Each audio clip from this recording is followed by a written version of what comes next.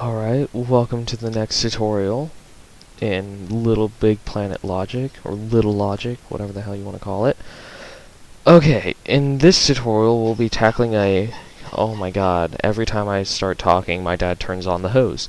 Okay, we're going to be talking about a minorly advanced concept, and that is memory. So, what is memory when it comes to logic? Well, memory when it comes to logic is when you hit like an input, so it goes in true, and then afterwards, even when the button or whatever activated the memory is turned to false, the memory still outputs a true. So it memorizes when something becomes true and turns into like a permanent switch. Which is another thing I need to show you.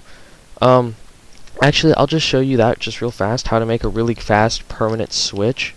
The memory that I'm going to be showing you is, it's called resettable memory. This is more of permanent memory, where once it happens, you can't really fix it afterwards. Oops. Might help if I did it right, you know. That's always helpful. Sorry. Okay, so you've got the container. Then you want to use this stuff, dissolve. Put a big old chunk of it right there. Next, you want to take metal and make kind of a top thing. Then you put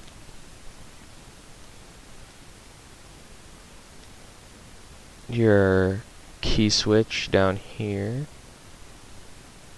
Actually, no, I'm gonna put this right here. The key. First, you put the key here. Sorry, I need to make that a little bit wider. That way, it'll actually, you know, fit well. That'll work.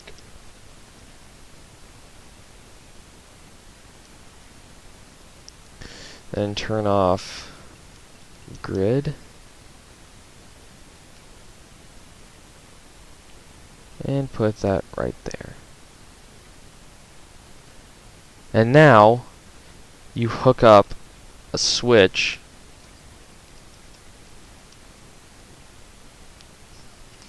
to the dissolve. Oh, it might help if I, you know, check that. Oh, that's almost perfect. Just do that. So now when you hit the switch, hopefully, and now it's permanently on. So that's how to make permanent memory. See, and it's non-resettable because every time you hit the switch, well, it doesn't pop back up. So this is a permanent memory. It's non-resettable unless you go like rewind it.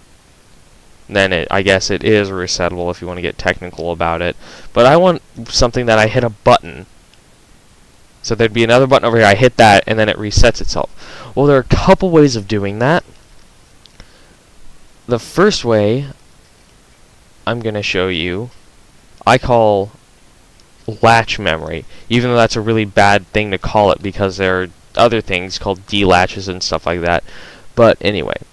Okay, so basically we're going to have it where we're going to have a pin, like a box, and it's going to slide forward.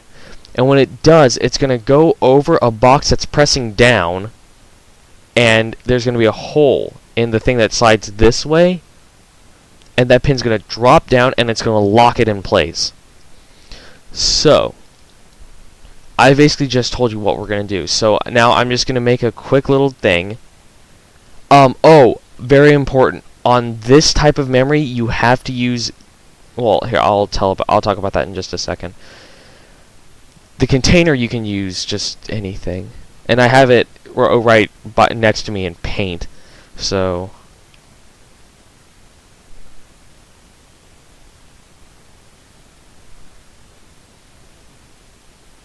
Okay, that's that. And then you do...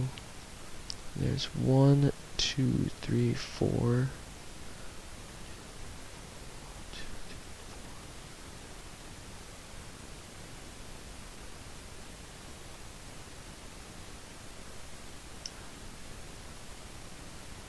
container seems a bit wide. Yeah, made it one too many. Oops. And actually, I'm gonna put the pins in here, that way I actually know what's going on. Okay, for this, it is very important that you use glass as the moving parts, because otherwise, if you use metal, metal provides friction. So then it won't stick right. 2, 3.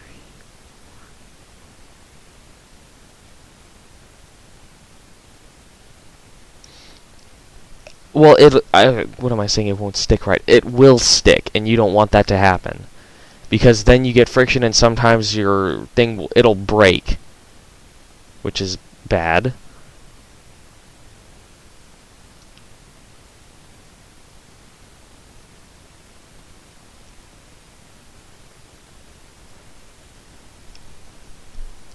Okay, now I just have to enclose all of this.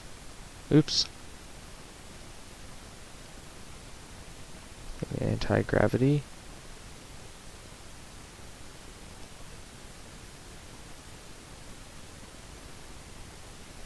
Okay. That's basically the gist behind it, as you can see. Next, all we have to do is add the pistons and all the good stuff. There's some special rules on this. Oh, also, on this one, you can't use 0.1 timing, because it'll move so fast that it'll rip the things apart. That seems a bit wide. Oh well. Okay.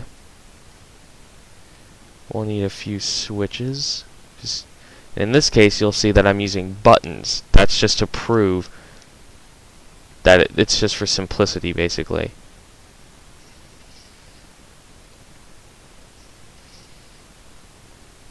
Okay, change the states on it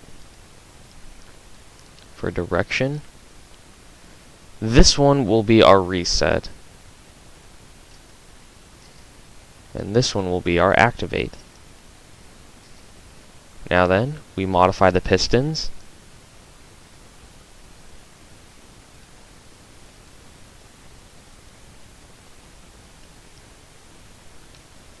Then on this one,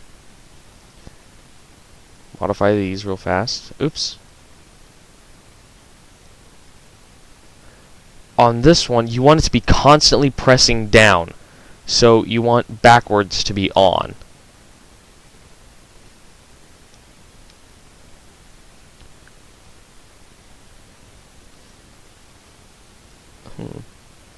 There we go. I was confused for a second. So see how it's constantly pressing down? Whoops. That's the only problem with making holes like that. So let's just quickly add these on.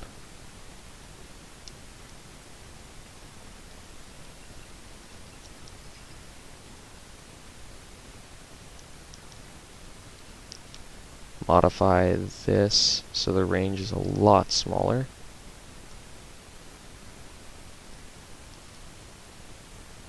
Oh, sorry. Man, he's not wanting to go on that switch. See how it's locked in place now. Uh-oh. Whoa, that wasn't supposed to happen. Well, if you do it right, it's not supposed to break the clock. Oh, it's because I put the strength too high. That's the other thing. On this piston, you need to modify it where the strength isn't maximum. And there's going to be a new video. In the new video, I'm going to go and copy my good logic one, and I'll show you that one. So I'm going to pause, and then I'm just going to screw around for just like 7 seconds, and then yeah.